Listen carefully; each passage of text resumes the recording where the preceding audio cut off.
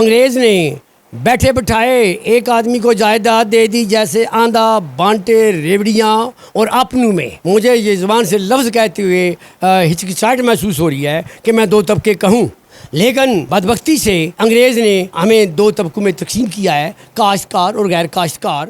آپ کا next point ہے جی، گورنمنٹ سے قرضوں کے حصول کو سب کے لیے واضح اور برابری میں لایا جائے گا.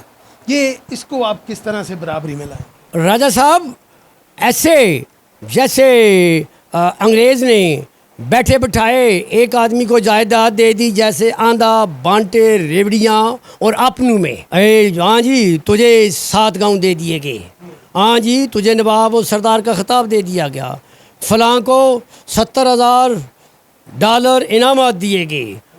اچھا یہ تو وہ ایسے اس نے خطاب دے دیے ہیں. تو اسی طرح جو ہے وہ آج جو ہے وہ قرضے، جو قرضوں کے جو قانون بنایا گیا ہے، یہ بھی تو آندھا بانٹے ریوڑیاں اور اپنوں میں. ایک طرف راجہ صاحب 5 کروڑ کا قرضہ آدمی لے رہا ہے فرضی ناموں پر، فرضی کاموں پر، اور فرضی ناموں اور کاموں پر ہی معاف کرا رہا ہے. جیسے کہ جی آپ نے فش فارم ڈالا ہے، 5 کروڑ لے لیا، آیا آدمی، انہی کی آدمی آئے، انہیں پاس بھی کر دیا. بعد میں 6 ماہ بعد آج فلڈ آیا ہے اور وہ مچھلیاں جو ساری وہ بہہ گئی ہیں. نہ وہ فارم ڈالا نہ فلڈ آیا، 5 کروڑ لیا، 5 کروڑ جو ہے وہ ہضم کر دیا.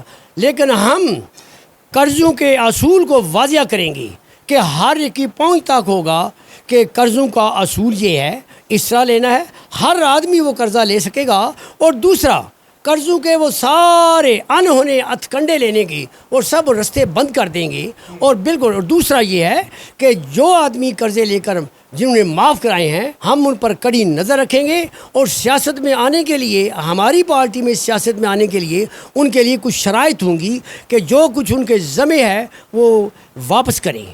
تو ہم جو ہے وہ بالکل جو قرضوں کا اصول ہے سادہ سمپل اور آسان ہوگا. غریب سے غریب کو پتہ ہوگا کہ میں بھی 5 کروڑ لے سکتا ہوں. جس کو آج 5,000 نہیں ملتا ہے وہ 5 کروڑ کی لائن میں شامل ہوگا اور انشاءاللہ وہ واپس کرے گا. اور ایک خوشحالی آئے گی، ان گھروں میں خوشحالی آئے گی، ان گھروں میں شگر میلے لگیں گے جو آج ریڑھیوں کے مالک ہیں، جو آج غریب کسان ہیں. اور یہی پچھلے دور میں ہے.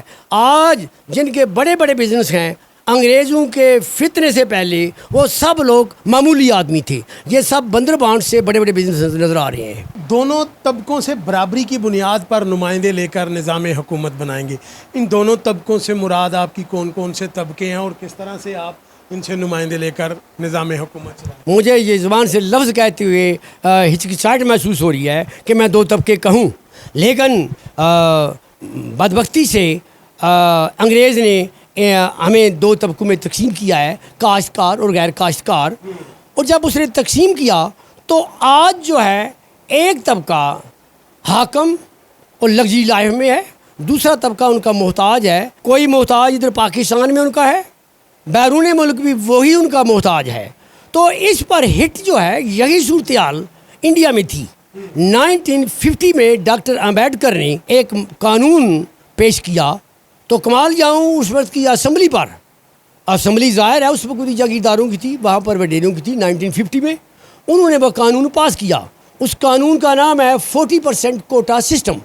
کیا انہوں نے محروم طبقات کو 40% جو ہے وہ حق دیا. مثال کے طور پر اگر پنجاب میں 100 ASI کی اسامیاں نکلتی ہیں تو 40% یک لخت ان کو چلے گی. جیسے نائی، لوہار، ترخان، مسلی وغیرہ، یہ جو پرانے نام ہیں، ان کو 40 چلی گئیں. پھر پیچھے رہ گئی 60 میں سے پھر وہ اوپن اس میں شامل ہوتے ہیں، اس میں سے لے جاتے ہیں 30. تو اس طرح وہ پنجاب کی ASI کی 100 اسامیوں میں جو وہاں کا غریب طبقہ ہے، جو کمزور طبقہ ہے، جو استحصال والا طبقہ ہے، جو غلام طبقہ ہے، وہ 100 میں سے 70 لے جاتا ہے. تو ہم بھی چاہتے ہیں کہ اس قسم کا کوئی فارمولہ، کوئی قانون پاس کریں، کہ پاس کروائیں گے کہ جس سے جو ہے وہ پیچھے رہ جانے والا جو ہے وہ صف میں شامل ہو جائے. لیکن فی الحال اس کا توڑ ہم یہی کرتے ہیں کہ دونوں طبقات میں برابری میں نمائندے لیے جائیں گے. وہی جو ہے وہ بتدریج جو ہے وہ اس خلا کو پورا کریں گے. وہ لوگ جو پیچھے رہ گئے ان کے نمائندے جو ہیں ان کو حق دلائیں گے اور انشاءاللہ پھر سے وہ سب ایک برادری، ایک طبقہ، ایک قوم ہو جائیں گے. اور اسی کا فلسفہ علامہ اقبال نے دیا ہے. وہ طبقہ جو ہے وہ قوم کہلا ہی نہیں سکتا جس میں یہ جو ہے یہ میں رانا ہوں وہ لگا رہی ہے. وہ تو قوم کہلانے کا اقدار ہی نہیں ہے. یہ تو قوم کا رنگ ہی نہیں ہوتا. ایک اور چیز آپ کے منشور میں ایڈ ہے کہ پچھلے 76 سال سے انسانی شعور اور رویوں کو پچھلے 76 سال سے انسانی شعور اور رویوں کے بگاڑ کو درست کرنے کے لیے 24 آورز ٹرانسمیشن کے ذریعے انسانی اقدار، اخلاقیات اور حب الوطنی کو واپس لایا جائے گا. مثلا کس طرح کے وہ رویے ہیں، کس طرح کے وہ شعور ہے جس کو آپ واپس لانا چاہتے ہیں؟ راجہ صاحب دیکھو، انگریز کی پارٹیشن سے پہلے نہ اتنے جرائم تھے، نہ انسانیت اتنی اخلاقی طور پر گری ہوئی تھی. کوئی اغوا نہیں تھا، کوئی ڈاکہ نہیں تھا، کوئی قتل و غارت نہیں تھی، کوئی بالکل وطن سے غداری نہیں تھی. یہ سب سلسلہ کب سے شروع ہوا؟ انگریز نے شروع کیا. تو وہاں سے جو ہے غداری بھی شروع ہوئی، جھوٹ بھی شروع ہوا، ملک کے خلاف بولنا بھی شروع ہوا، اپنے ضمیر کو بیچ کر نسلوں کا شکم دوزخ لینا وہاں سے شروع ہوا. یہ ساری باتیں جب انگریز نے غداروں کو چن کر نظام حکومت ان کے حوالے کیا، نظام حکومت میں چلانے کو ان کو لیا، وہی اس کے وزیر اعلیٰ تھے، وہی اس کے وزیر تھے، وہی اس کے مشیر تھے، وہی اس کے کلیکٹر تھے، وہی جج تھے. تو وہ لوگ جو تھے وہ جب چلے آہستہ آہستہ تو پورے معاشرے کا جو مزاج ہے وہ خراب ہو گیا. تو دیکھو آج بھی جو ہے وہ مزاج جو ہے وہ جو ڈیروں والے ہیں، طاقتوروں کے ڈیرے جو ہے وہ اس مزاج کو تھامے ہوئے ہیں.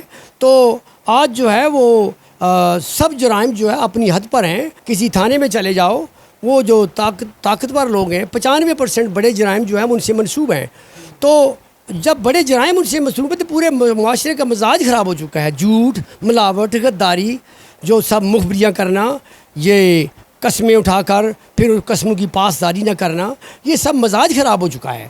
تو اس مزاج کو واپس لانے کے لیے انشاءاللہ ہماری تحریک 24 آور ٹرانسمیشن شروع کرے گی، جس سے انسانیت کو دوبارہ اعلیٰ انسانیت کی طرف لایا جائے گا. انسانوں میں مرد مومن، مرد کلندر پیدا کیے جائیں گے اور پھر اللہ کے نائب ہونے کے تصور کو، علامہ اقبال کے خودی کے تصور کو اجاگر کیا جائے گا. علامہ اقبال کے خوابوں کو پھر سے ان سے عوام کو آگاہ کیا جائے گا. قائد اعظم کی تاریخ سے لوگوں کو آگاہ کیا جائے گا اور پھر سے ہم فلاحی مثالی ریاست جو ہے اس کی طرف قدم بڑھائیں گے.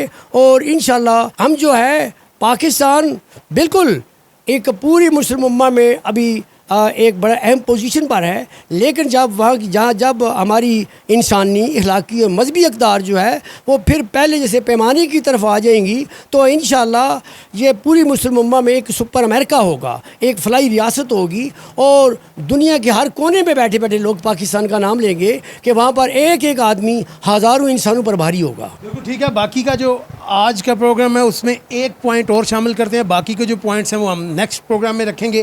ابھی اس پوائنٹ پر بات کرتے ہیں کہ یہ جو فرسودہ نظام انصاف کو جدید بنیادوں پر استوار کیا جائے گا اور فوری انصاف کو یقینی بنایا جائے گا.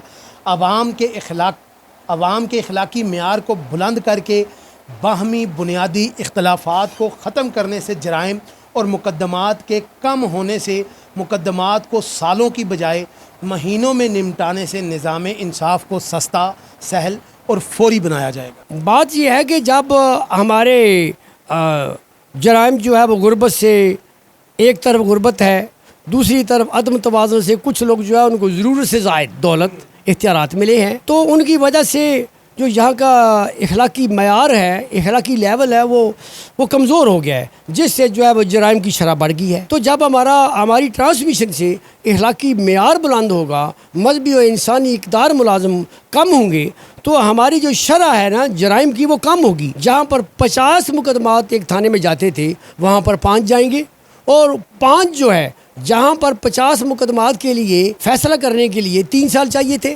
اب وہاں پر 5 مقدمات جائیں گے اس کے لیے ہمیں 2-3 ماہ میں فیصلے ہو جائیں گے. اس طرح عوام کو سستا، سہل اور فوری انصاف ملے گا اور کافی ساری عوامی انرجی، سرمایہ اور ٹائم جو ہے اس کی بچت ہوگی، اور اس سے جو ہے وہ کافی سارا لوگوں کی حوصلہ افزائی ہوگی، ان کی بچت ہوگی. بالکل صحیح. جی ناظرین، آج کے اس پروگرام میں یہ اس منشور کے 10 پوائنٹ شامل تھے.